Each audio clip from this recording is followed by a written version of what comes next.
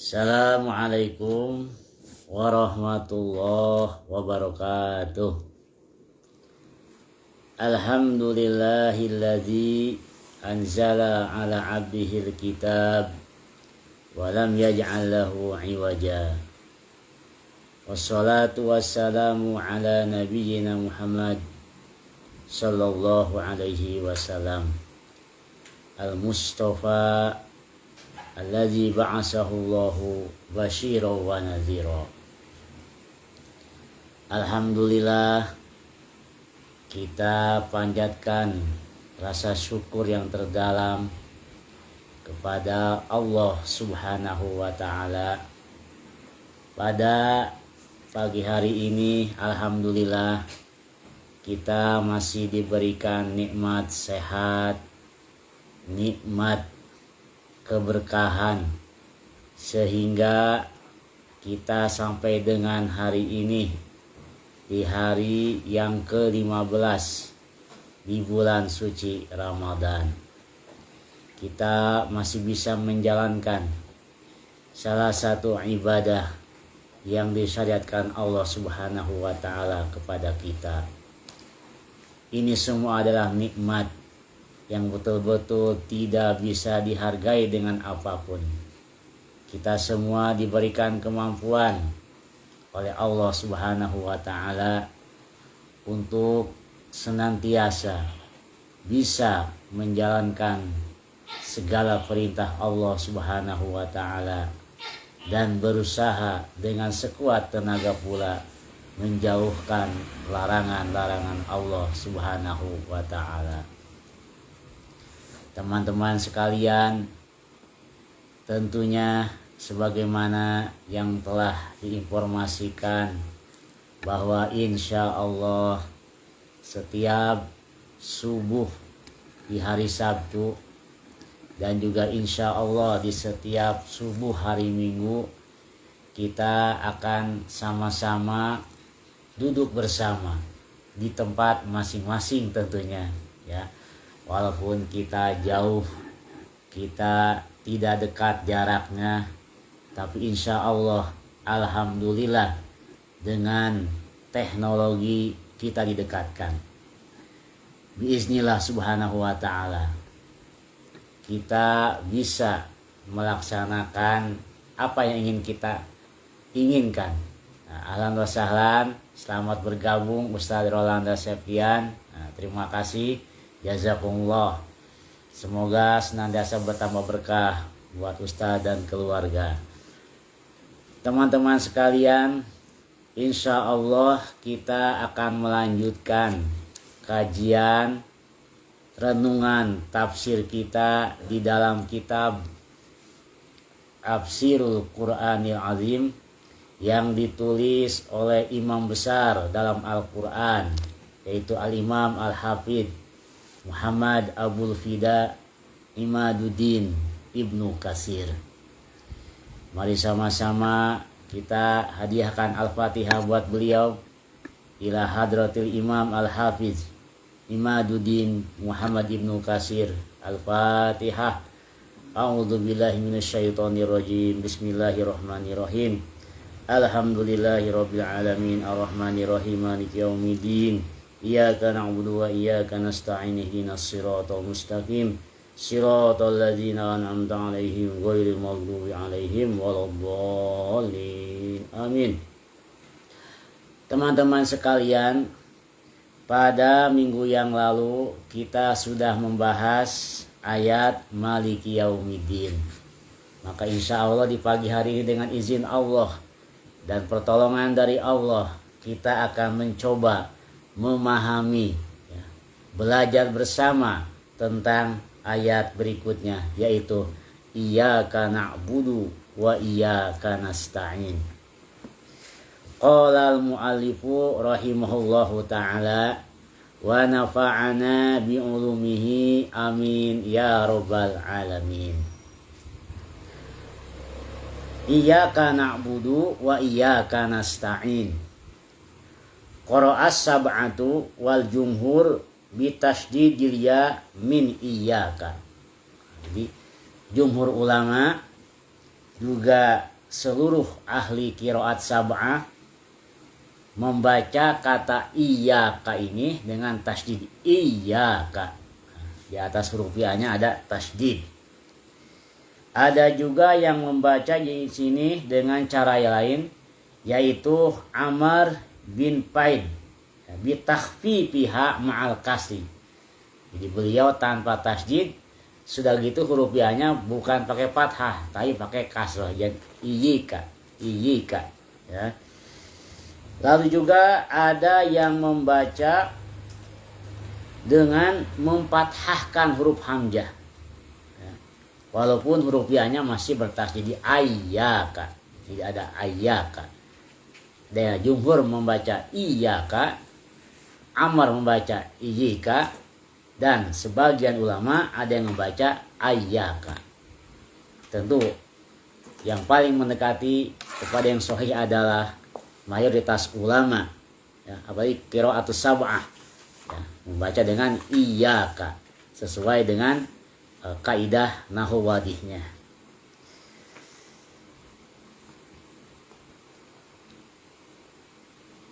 Wal ibadah fil lughah ya, jadi iyyaka na'budu berkaitan dengan masalah ibadah.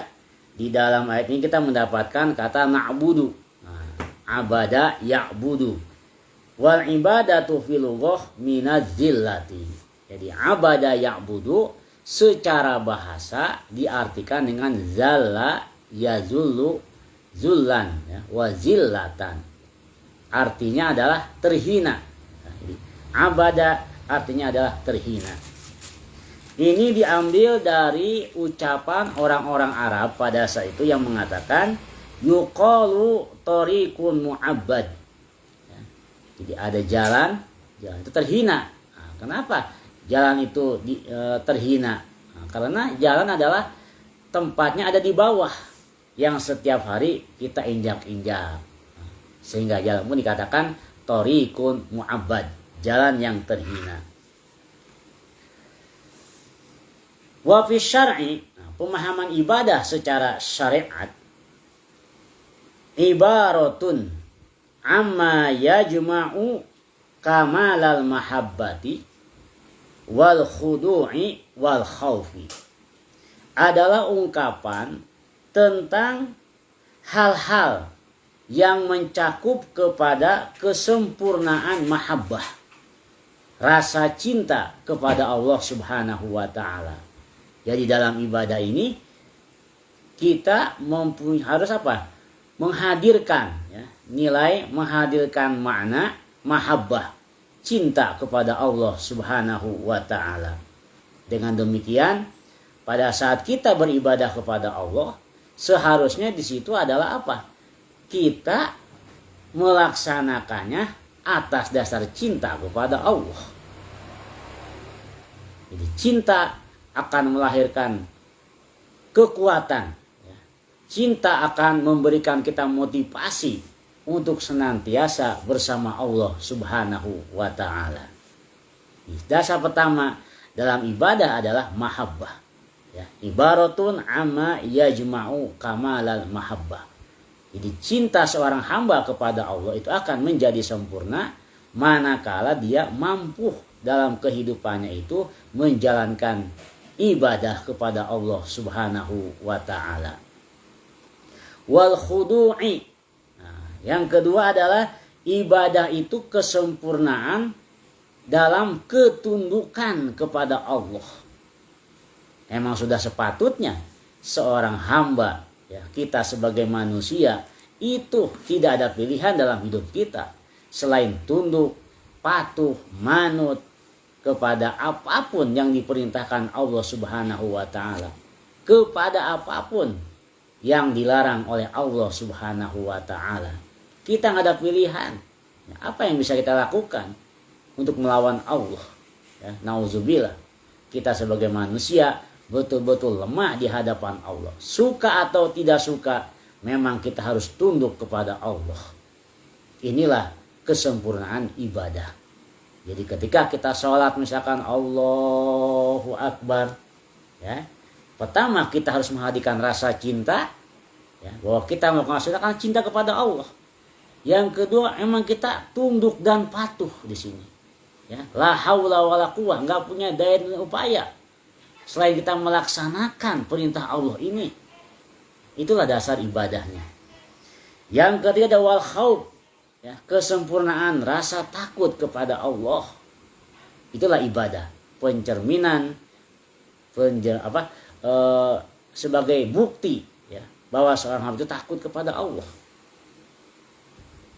Nah, ibadah ini teman-teman sekalian, dengan pengertian seperti ini, yang kita takutkan bukan neraka atau surganya justru. Ya, memang dengan ibadah kita berharap nanti masuk surga. Dengan ibadah kita berharap nanti dijauhkan dari api neraka. Tapi tetap esensinya, hakikatnya, ketika kita beribadah, kita pada saat itu adalah benar-benar takut kepada Allah Subhanahu wa ta'ala. Kita benar-benar ingin menghindari murkanya Allah. Benar-benar ingin dicintai Allah. Benar-benar ingin senantiasa mendapatkan perlindungan Allah Subhanahu wa ta'ala.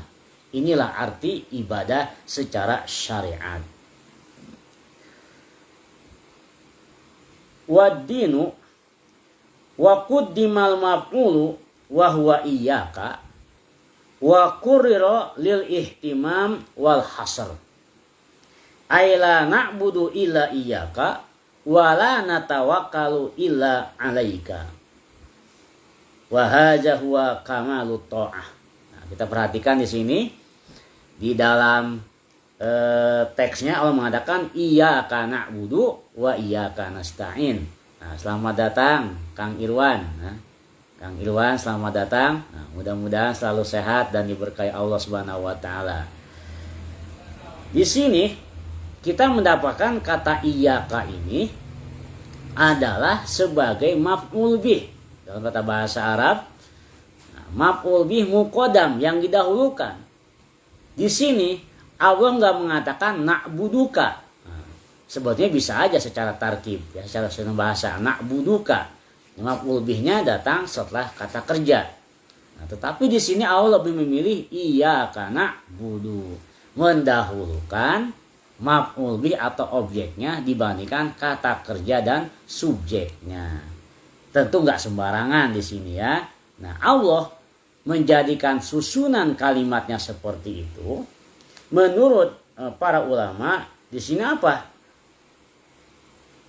Untuk lil hasr, ya, menunjukkan kekhususan, menunjukkan kepada fokus, ya, bahwa dalam ibadah ini memang dilakukan hanya untuk Allah. Iyyaka, ya, makanya kita terjemahkan dalam bahasa kita, hanya kepada Allah, ya, kami menyembah. Hanya kepada Allah kami meminta pertolongan. Iyyaka na'budu yufidu taksis, ya, menunjukkan kepada pengkhususan bahwa ibadah itu memang hanya khusus untuk Allah, ya. Ibadah adalah hak Allah dari hambanya. Pernah Rasulullah SAW bertanya kepada Mu'adz bin Jabal, ya Mu'adz, atadri ma haqqullah 'alal ibad? Mu'adz, kamu tahu tidak apa itu hak Allah kepada hambanya? Qala Allah wa rasuluhu a'lam. Mu'adz menjawab, Allah dan Rasulnya yang lebih tahu. Kemudian Nabi menjawab lagi, haqqullah 'alal ibad an ta'buduhu wa la tusyriku bihi syai'a. Hak Allah kepada hambanya adalah kamu harus menyembah Allah dan tidak boleh menyekutukan Allah dengan apapun. Jadi ibadah adalah hak Allah sebagai zat yang menciptakan kita semua. Wajar kita diwajibkan Allah untuk beribadah kepadanya. Itu sangat layak. Kan emang Allah layak untuk disembah. Masa kita menyembah pohon misalkan? Masa kita menyembah matahari? Masa kita menyembah selain Allah? Memang siapa yang telah menciptakan kita? Memangnya siapa yang telah memberikan kita nikmat setiap hari? Siapa yang memberikan nafas ini? Siapa yang memberikan kesehatan ini? Itu adalah Allah. Allah hanya meminta dari waktu hidup kita ini, ya, sekian persen untuk mau sujud dan patuh hanya kepada Allah. Di bulan Ramadan ini Allah meminta kita untuk berpuasa hanya 30 hari saja kalau digenapkan. Itu pun tidak seharian penuh. Hanya dari mulai terbitnya fajar sampai terbenamnya matahari. Allah meminta kita, hei manusia, puasa kamu di Ramadan ini. Ini perintah Allah yang sudah memberikan kita nikmat begitu banyak. Tak terhingga, ya. Siapapun memang kita tidak bisa menghitung nikmat Allah. Ya, kita bisa tersenyum, itu izin Allah, nikmat dari Allah. Mata kita bisa berkedip, itu nikmat dari Allah. Ya, coba kita berkedip berapa kali sehari? Ya, andaikan misalkan mata kita udah nggak bisa berkedip lagi, nah itu bagaimana kita bayangkan? Ya, jadi kedipan ini adalah nikmat, ya, yang juga tidak bisa dihargai oleh rupiah, oleh materi. Ya, kalau dirupiahkan, masya Allah. Ya, jadi sudah begitu miliaran, ya, triliunan, bahkan lebih daripada itu. Nikmat Allah yang begitu banyak diberikan kepada kita semua. Nah ini Allah Subhanahu wa Ta'ala meminta kepada kita dalam hidup ini kita harus senantiasa beribadah kepada Allah. Sebagai apa? Bentuk syukur. Ya, bentuk syukur kepada apapun yang diberikan Allah kepada manusia. Rasulullah Shallallahu Alaihi Wasallam, manusia terbaik yang sudah dijamin surganya, diampuni segala dosanya, walaupun beliau tidak pernah berdosa. Ya, kita sering mendengar Rasulullah ibadahnya itu, ya, sangat banyak, sampai-sampai kakinya bengkak karena setiap malam selalu melakukan sholat tahajud. Sehingga Aisyah pun bertanya kepada Rasulullah, ya Rasulullah, bukankah engkau sudah diampuni segala dosamu bahkan sebelum engkau melakukannya? Qad ghafarallahu laka ma taqaddama min dzambika wa ma ta'akhkhara. Ya. Buat apa ya Rasul? Sebegitu ekstrim yang engkau beribadah kepada Allah. Apa jawaban Nabi? Ya Aisyah, afala akunu abdan syakura. Aisyah, emang saya nggak boleh bersyukur kepada Allah? Inilah tingkatan tinggi dalam dasar ibadah. Rasulullah mencontohkan kepada kita bahwa ibadah itu bukan semata-mata takut kepada nerakanya Allah. Bahwa ibadah itu bukan semata-mata ingin cepat-cepat masuk kepada surga Allah.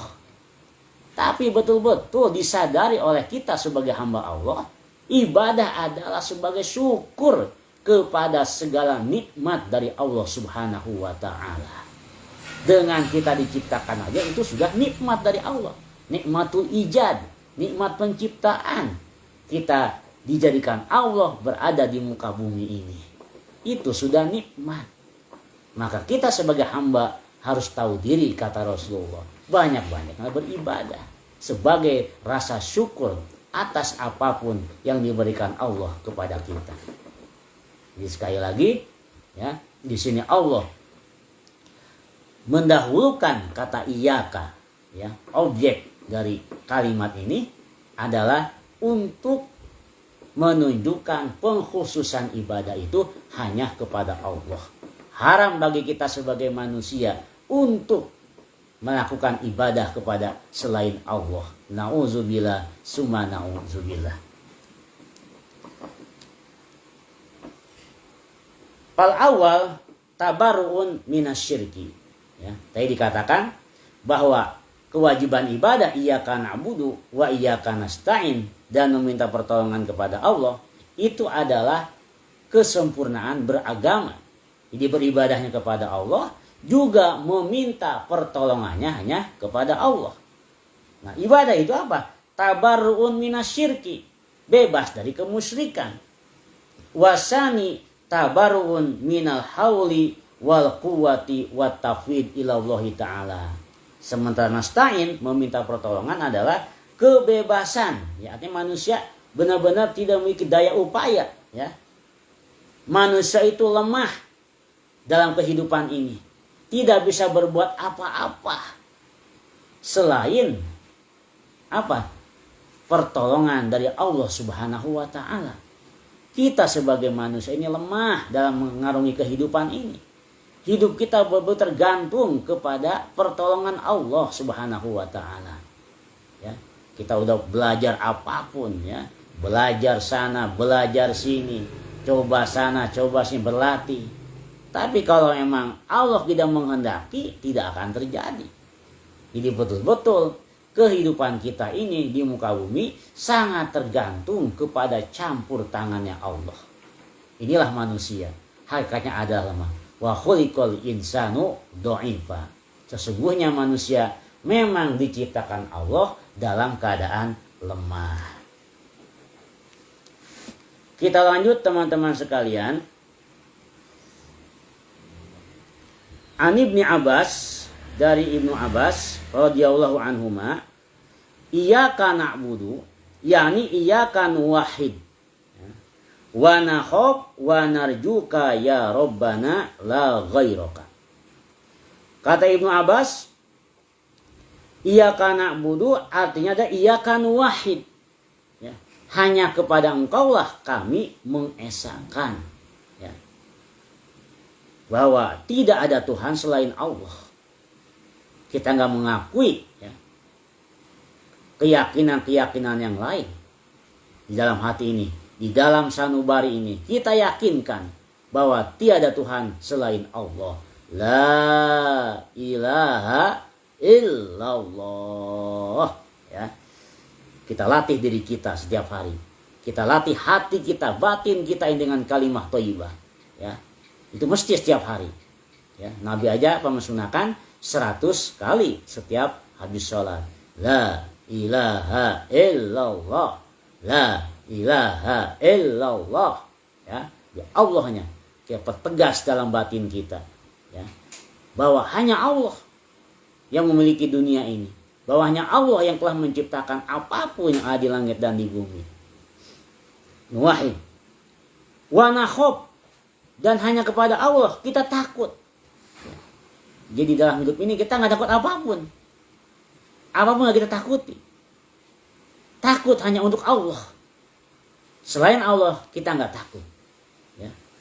Sebesar apapun kekuatan orang, musuh kita, orang-orang kafir, dan yang lainnya, itu kita anggap lemah. Hanya Allah yang kuat. Hanya Allah yang maha perkasa. Sehingga kita camkan dalam batin kita ini, bahwa kita hanya takut kepada Allah. Iyyaka nakhaf wa narjuka ya rabbana. Dan juga kita hanya berharap kepada Allah. Ini pernyataan dari Ibnu Abbas. Wa iyyaka nasta'in ala ta'atika wa ala umurina kulliha. Dan hanya kepada Allah, kata Ibnu Abbas, meminta pertolongan dalam hal apa? Ala ta'atika. Mohon pertolongan kepada Allah. Mudah-mudahan hidup kita ini senantiasa bisa berada dalam ketaatan. Inilah permintaan pertama kita kepada Allah. Sebelum kita meminta hal-hal lain. Sebelum kita minta kekayaan dunia. Yang terbaik adalah kita mohon kepada Allah agar senantiasa diberikan kekuatan. Untuk apa? Pintar beribadah. Cerdas beribadah. Getol beribadah. Ini yang terpenting. Minta taufik dari Allah. Karena taufik adalah nikmat yang paling nikmat. Ketaatan adalah nikmat di atas nikmat. Buat apalah kita banyak harta, tapi kita nggak pernah taat kepada Allah. Buat apa kita banyak rupiah, tapi kita nggak pernah sujud kepada Allah. Nantinya akan celaka juga. Maka yang pertama kali yang harus kita minta kepada Allah adalah mohon kepada Allah untuk senantiasa menjadikan kita ini berada dalam kebaikan. Berada dalam ibadah. berada dalam ketaatan kepada Allah. Makanya Nabi Shallallahu Alaihi Wasallam masih dalam setiap wiridnya akibat sholat, setelah sholat fardu, beliau selalu mengatakan, Allahumma a'inni ala zikrika wa syukrika wa husni ibadati. Masya Allah ya Rasulullah. Ya Allah, tolonglah aku, kata Rasul, untuk senantiasa berzikir kepadamu. Ya Allah, tolonglah aku ya Allah, senantiasa beribadah kepadamu.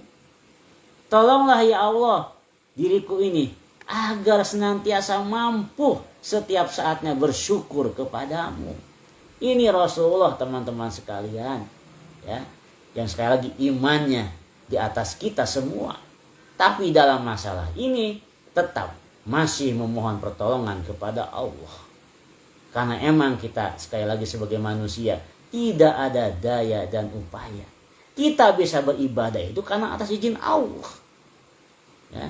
Sebagaimana Allah mengatakan, habbaba ilaikumul iman, ya, wa zayyanahu fi qulubikum wa qarraha ilaikumul fusuq, ya, wa qarraha ilaikumul kufra wal fusuqa wal isyan. Allah yang menjadikan kita cinta untuk iman kepada Allah, lalu menghiasinya dalam diri kita, itu Allah. Dan Allah juga memberikan kita benci kepada kekafiran. Allah menjadikan diri kita benci kepada kefasikan. Allah menjadikan kita benci kepada kemaksiatan. Itu Allah, rezeki dari Allah. Sekarang teman-teman senang misalkan mengikuti kajiannya, senang untuk saya memperdalam ilmu agama. Itu juga nikmat dari Allah. Tidak semua orang diberikan. Ya, teman-teman ikut pengajian bukan karena orang yang bawakannya, bukan karena ustadznya, ya, bukan karena isinya, tetapi memang di situ Allah memberikan anugerah taufiknya kepada kita semua untuk senantiasa berada dalam kebaikan. Ini nikmat, ya, yang lebih dari apapun yang kita miliki saat ini. Ya, jadi kita berbahagialah kalau kita masih bisa menjalankan kebaikan. Sebaiknya kalau kita ternyata justru berada dalam maksiat, kita harus sedih. Tandanya Allah tidak memberikan rahmatnya kepada kita. Allah melupakan kita. Nauzubillah min dzalik. Nauzubillah.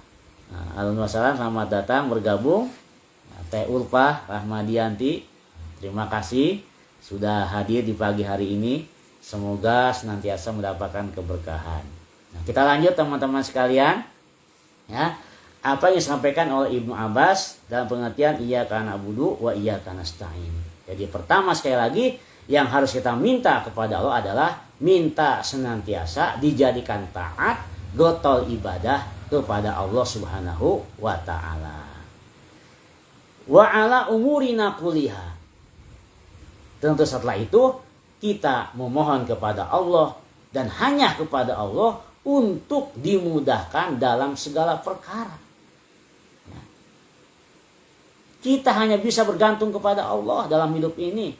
Ya. Sepintar, secerdas apapun, ya, sekuat apapun fisik kita, sekali lagi pada dasarnya lemah. Ya. Tidak bisa berbuat apa-apa. Jadi kita jangan merasa bisa, jangan merasa paling cerdik, paling cerdas ketika kita berhasil melakukan sesuatu. Ya. Ingat, yang kita lakukan hanya asbab. Hanya melakukan hukum, sebab dan akibat.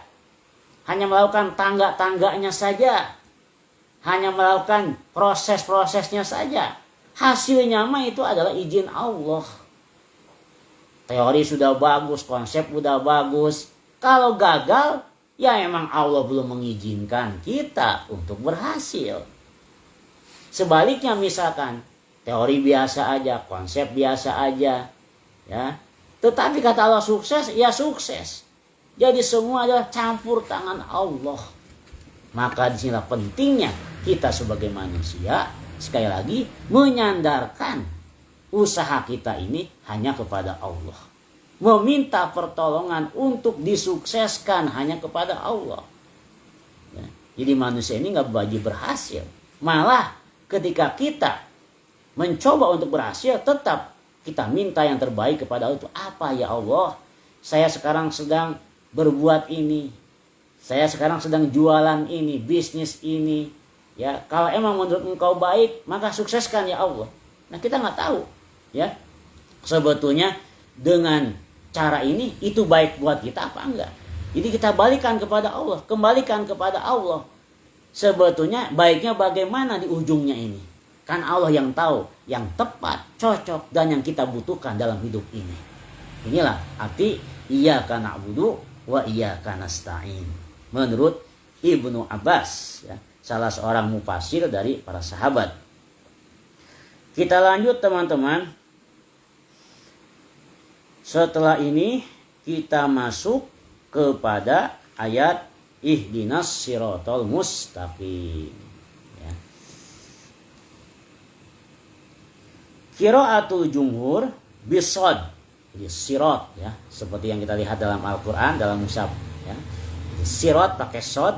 Ini adalah bacaan mayoritas ulama. Wa quri'as sirat, ya, wazai. Qala al-Fara wa hiya lughah Bani Azrah wa Bani Kalb. Ya. Jadi ada juga yang membaca dengan huruf sin. Ya. Sirat dibaca sirat, jadi sodnya jadi sin. Ada juga yang membaca dengan zai, zirat. Ya. Ini adalah tergantung bahasa Arabnya dari kabilah yang mana. Semuanya insya Allah benar. Ya, tentu walaupun berbeda-beda seperti itu, tetap pada dasarnya sebagaimana disepakati oleh para ulama, bahkan para sahabat pada saat itu di zaman Utsman bin Affan, bahwa Al-Quran ini disatukan dalam bahasa Arab suku Quraisy, yaitu sukunya Nabi besar kita Muhammad Sallallahu Alaihi Wasallam. Nah, ihdinas siratal mustaqim.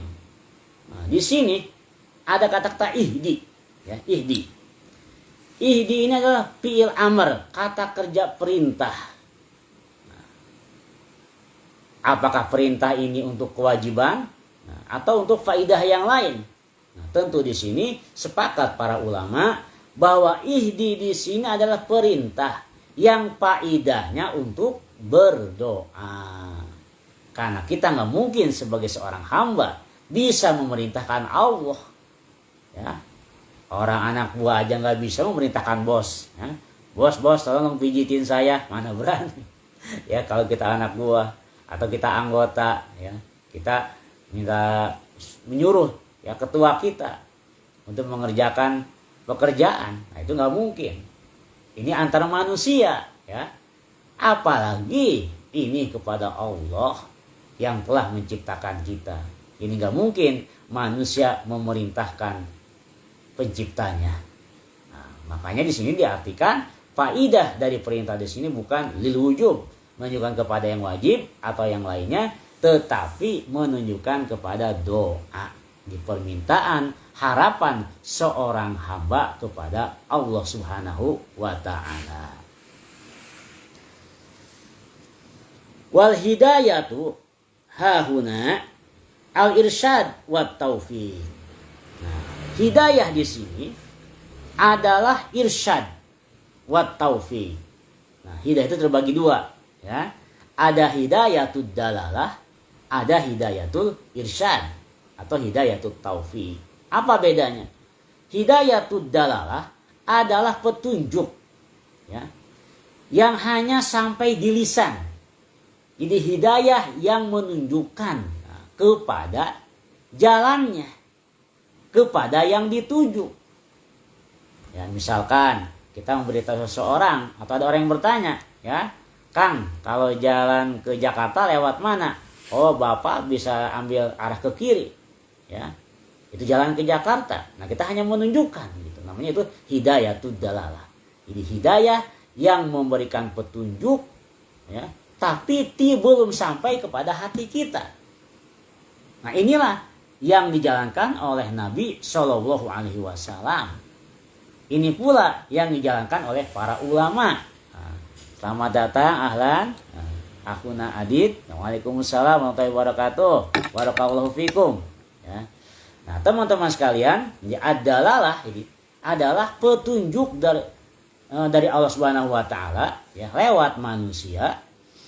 Apa? Hanya sekedar memberikan petunjuk, memberikan jalan, isyarat. Nah, jadi masih sekedar lewat lisan saja. Ya, masih sekedar lewat pandangan saja. Masih nyampe kepada telinga atau pendengaran saja.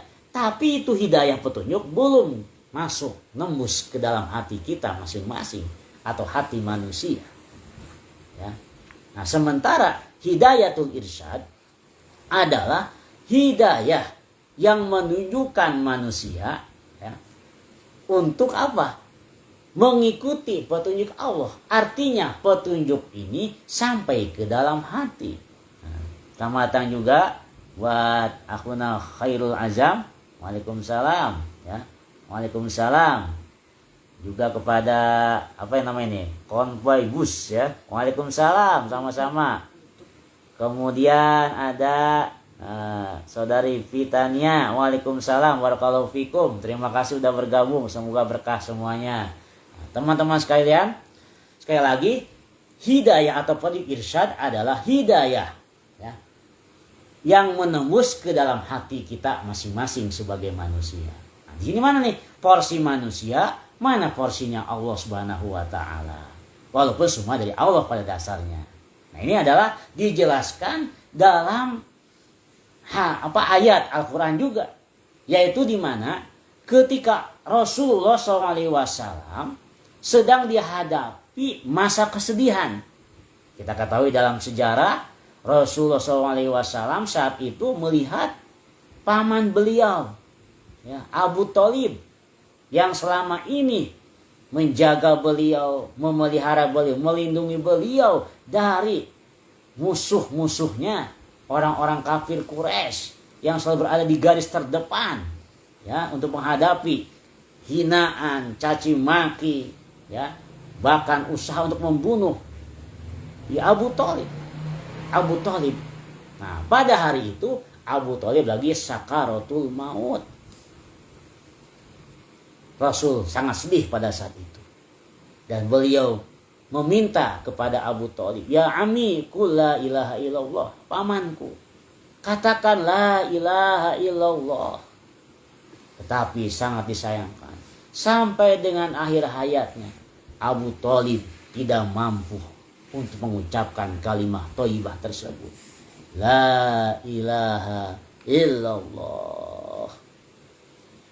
Sedih Nabi Muhammad. Lalu turunlah ayat. Innaka, hei Muhammad, sesungguhnya kamu hei Muhammad, kata Allah, la tahdi man ahbabta, tidak mampu memberikan hidayah, petunjuk irsyad. Kamu tidak mampu untuk meletakkan, memasukkan hidayah irsyad itu ke dalam hati seseorang. Walaupun orang itu sangat kamu cintai. Walakinnallaha yahdi may yasha. Tetapi Allah lah yang punya kemampuan untuk memberikan petunjuk itu, meletakkan petunjuk itu di dalam hati sanubari seseorang. Itu urusan Allah, hai Muhammad. Demikian Allah memberikan penjelasan kepada nabinya agar nabi tidak bersedih untuk berlarut-larut. Itu seorang nabi. Nabi saja tidak mampu. Memang tidak diberikan kemampuan oleh Allah untuk bisa menembus hati seseorang agar mau berubah dari kekafiran menjadi keislaman, dari nakal menjadi baik, dari malas menjadi rajin. Itu nabi, apalagi kita yang bukan nabi. Disinilah pentingnya kita memahami mana porsi kita sebagai manusia, atau kita misalkan sebagai orang tua yang punya anak, sulit dikasih nasihat, belum berubah juga. Ya emang kita hanya manusia, teman-teman sekalian. Ya, kita hanya sebagai manusia tidak mampu untuk merubah anak kita secara drastis. Tiba-tiba Allah nanti yang muqallibal qulub, Allah nanti yang akan merubah mereka. Allah semata. Alhamdulillah sahlan. Ya, akhuna Nasrullah, terima kasih sudah bergabung. Ya, barakallahu fikum.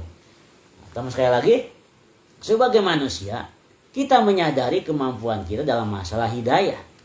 Ya. Orang tua harus sabar dalam mendidik anak. Kalau anak belum rajin, terus kita kasih tahu, nasehatin, ya, sambil kita doakan. Mudah-mudahan Allah merubah anak kita yang emang lagi kurang rajin atau lagi nakal dan lain sebagainya. Allah nanti akan merubah. Tapi kita juga tetap harus senantiasa melakukan asbab, ya, sebab-sebabnya, prosesnya, terus ya. Allah akan yang mengijabah. Mudah-mudahan antara keinginan kita sebagai manusia dengan keinginan Allah matching, ya, klop, insya Allah jadi. Masya akana wa malam yasha lam yakun.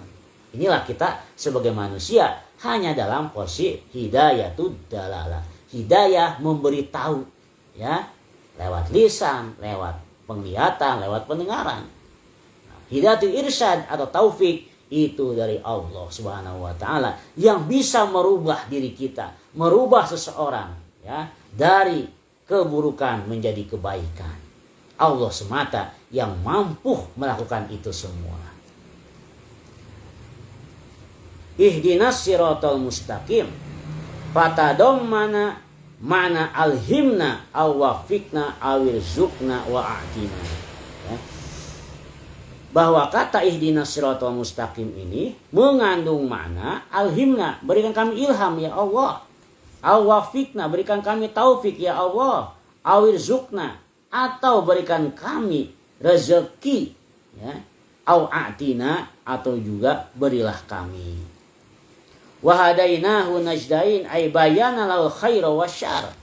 Kami telah memberikan kepada manusia dua jalan kata Allah, yaitu jalan kebaikan juga jalan keburukan. Tinggal kita mau pilih yang mana. Nah, kalau memang kita dipilih Allah, ya, Allah ridho kepada kita, maka kita akan memilih jalan yang baik. Kalau Allah nggak ridho, wah gawat, kita akan justru memilih jalan yang buruk. Lalu teman-teman sekalian, kita akan membahas hadis-hadis mengenai pengertian as-sirat al-mustaqim. Pertama adalah hadis riwayat dari Ali bin Abi Thalib. An Ali ibni Abi Thalib radhiyallahu anhu qala. Beliau berkata, Ali, qala Rasulullah SAW, Nabi bersabda, as-siratul mustaqim kitabullah. Ali bin Abi Thalib berdasarkan yang beliau dengar dari Nabi Muhammad SAW, pengertian dari as-sirat al-mustaqim adalah kitabullah, yaitu Al-Quranul Karim. Jadi ihdinas siratal mustaqim artinya tunjukkanlah kepada kami ya Allah Quranmu, ya, kitabmu. Nah, ini satu pengertian dari as-siratal mustaqim adalah Al-Quranul Karim. Lalu juga ada hadis dari Al-A'war, ya, Al-Haris Al-A'war, an Ali, juga dari Ali, wa huwa hablullah al-matin, ya, bahwa yang dimaksud dengan as-sirat al-mustaqim adalah hablullah, tali Allah yang kuat, wa huwa az-zikrul hakim, wa huwa as-sirat al-mustaqim. Ya, tetap di sini Ali mengatakan yang dimaksudkan hablullah Al-Quran juga aja, karena az-zikrul hakim atau ihdinas siratal mustaqim. Lalu berikutnya dari Ibnu Abbas mengatakan qauluhu ta'ala ihdinas siratal mustaqim qala zaka al-islam. Ya. Kata Ibnu Abbas, yang dimaksud dengan as-sirat al-mustaqim adalah agama Islam. Jadi ihdinas siratal mustaqim adalah tunjukinlah kami ya Allah kepada agama Islam. Teman-teman sekalian, nah, di sini sebetulnya semua pengertian adalah benar. Ya. Wa qul hadhil aqwal shahihatun wa hiya mutalazimah. Semua pendapat dari para sahabat yang tadi adalah benar, tidak ada yang salah. Karena semua saling melengkapi. Ya. Fa inna manittaba'an nabi sallallahu alaihi wasallam, Sesungguhnya orang yang mengikuti Nabi Muhammad waqtada billazina min ba'dihi, dan juga mengikuti orang-orang setelahnya, yaitu Abu Bakar, ini para sahabat, ya. Jadi mengikuti Nabi, kemudian mengikuti para sahabat, faqad ittaba'al haqq, maka sesungguhnya orang tersebut telah mengikuti jalan yang benar atau kebenaran. Wa man ittaba'al haqqa faqad ittaba'al Islam. Barang siapa yang mengikuti kebenaran berarti mengikuti agama Islam. Wa man ittaba'al Islam faqad ittaba'al Quran. Barang siapa yang mengikuti agama Islam sesungguhnya udah mengikuti Al-Quran. Wa huwa kitabullah, itu adalah kitabnya Allah. Wa habluhu al-matin, juga adalah talinya Allah yang kuat. Wa siratihi al-mustaqim, dan jalan Allah yang lurus. Faquluha sahih yusaddiqu ba'duha ba'dun. Jadi semua saling keterkaitan, ya, dengan arti-arti tersebut. Intinya bahwa ihdinas siratal mustaqim adalah kita memohon kepada Allah senantiasa berada selama hidup ini, teman-teman sekalian, sampai nanti nyawa datang, ya, menjemput kita, Israel datang secara tiba-tiba menghampiri kita, bahwa kita saatnya akan dipanggil oleh Allah. Maka kita pertahankan, minta mohon kepada Allah senantiasa berada dalam agama Islam, berada dalam garis keislaman, jalan keislaman. Ini pesan Allah. Apa kata Allah? Ya ayyuhallazina amanut taqullaha haqqa tuqatih wa la tamutunna illa wa antum muslimun. Hei orang beriman, bertakwalah kepada Allah dan jangan kalian mati. Kata la tamutunna, jangan mati, jangan tinggalkan dunia ini melainkan dalam keadaan Islam. Jadi jangan sampai kita lahir Islam terus nauzubillah, ya, menjelang ajal kita murtad, nauzubillah, semua nauzubillah. Mohon terus kepada Allah, ya Allah, inilah kita minta setiap saat, setiap sholat, ya Allah, jadikan saya seorang muslim selamanya, ya Allah, ya Allah. Minta dikuatkan agama, sabit aqdamana alal iman. Kita mohon, ya Allah, kuatkan saya, ya Allah, tetapkan saya kepada keimanan, kepada keislaman. Ini mahal, harganya mahal. Bahkan nanti menurut hadis, teman-teman sekalian, sampai dengan ajal datang, ketika Israel datang ingin menjemput nyawa kita, hei Fulan bin Fulan, saatnya kau meninggal dunia. Maka saat itu datanglah iblis, setan, menjelma menjadi orang yang paling kita cintai, tapi lebih dahulu meninggalkan kita. Contohnya misalkan, siapapun di antara kita yang sudah meninggal orang tuanya, iblis akan menjelma menjadi orang tua kita, bapak kita atau ibu kita. Datanglah si iblis, hei anakku, sesungguhnya yang benar itu adalah agama Yahudi. Hei anakku, sesungguhnya yang benar itu adalah agama Kristen atau Nasrani. Inilah godaan iblis. Nah, tentu bagi kita yang imannya lemah, ya, atau bahkan main-main dalam beragama, selama ini nggak pernah berzikir atau beribadah, kita akan ragu saat itu. Ragu saat itu. Waktu ya, bapak saya kan udah mati duluan ini. Ibu saya udah meninggal duluan. Berarti benar dong omongannya. Ya, kalau udah ngomong jangan ini, berarti emang agama tersebut Islam salah. Nah, tetapi alhamdulillah teman-teman sekalian, Allah masih merahmati kita. Apa? Di samping iblis menjelma menjadi orang yang kita cintai, ada juga malaikat yang mengingatkan di sebelah kanan, hei Fulan bin Fulan, itu mah iblis, jangan percaya, itu setan, gangguan. Yang benar itu Islam.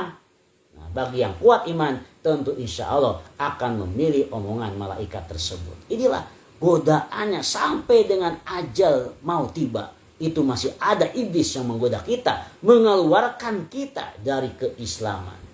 Mari kita kuatkan iman dengan senang memohon pertolongan kepada Allah Subhanahu wa taala.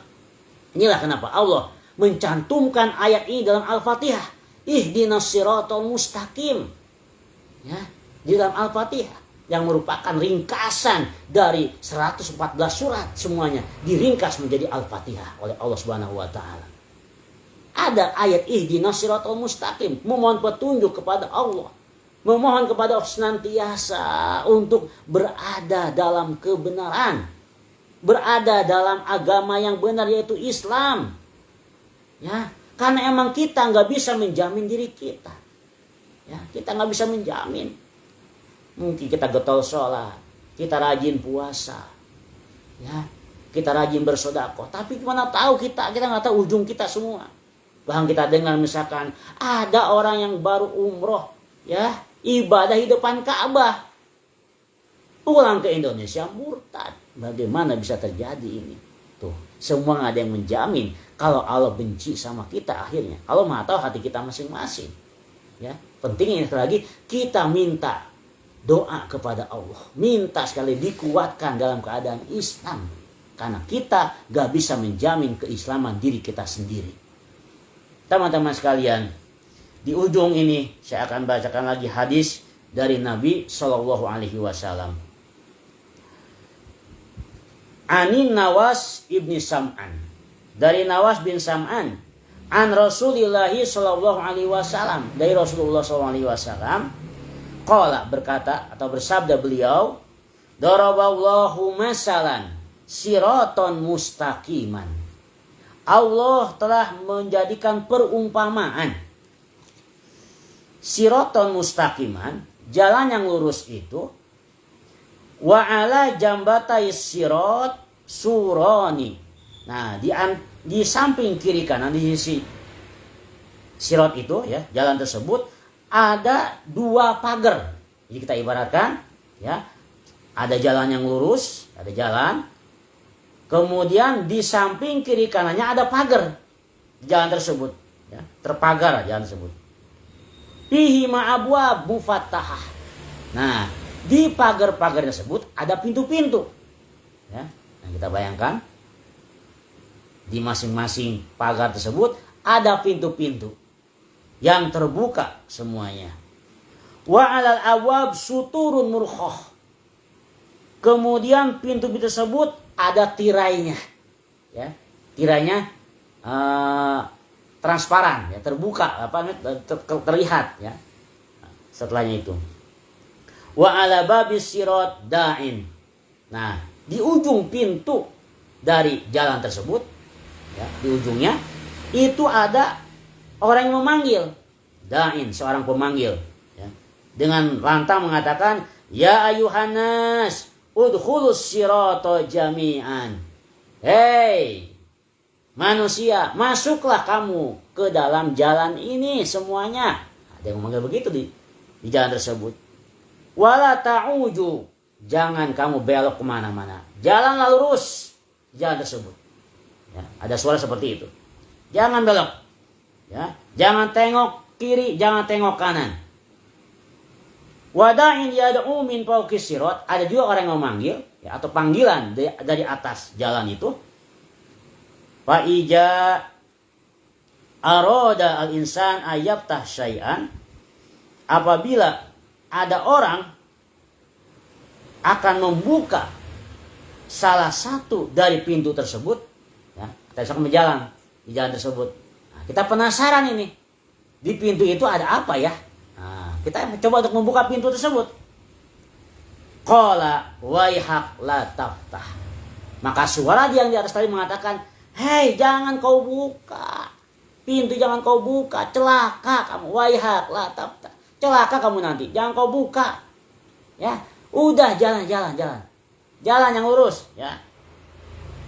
Fainaka im taftahu talijhu, kalau kamu buka pintu tersebut, kamu akan terperosok ke dalamnya. Bahaya ini katanya. Nah, pasirot al-Islam. Maka kata sirot, jalan yang tadi disebutkan dalam hadis adalah maksud Islam. Ya. Jadi jalan yang lurus yang sedang kita pijak ini adalah Islam maksudnya. Agama Islam. Wasurani hududullah. Sementara pagar-pagar yang ada di kiri dan di kanan itu adalah perumpamaan dari hukum-hukum Allah, halal dan haram. Ya, larangan-larangan Allah di sini. Muharramat min Allah. Ya, dilarang untuk mabok, dilarang untuk berzina, dilarang ini, dilarang itu, banyak larangan dalam Islam yang sudah kita pelajari bersama. Itu adalah larangan-larangan dari Allah. Hukum-hukum Allah, ya, dalam segala halnya. Wal abwabul mufattahah muharimullah.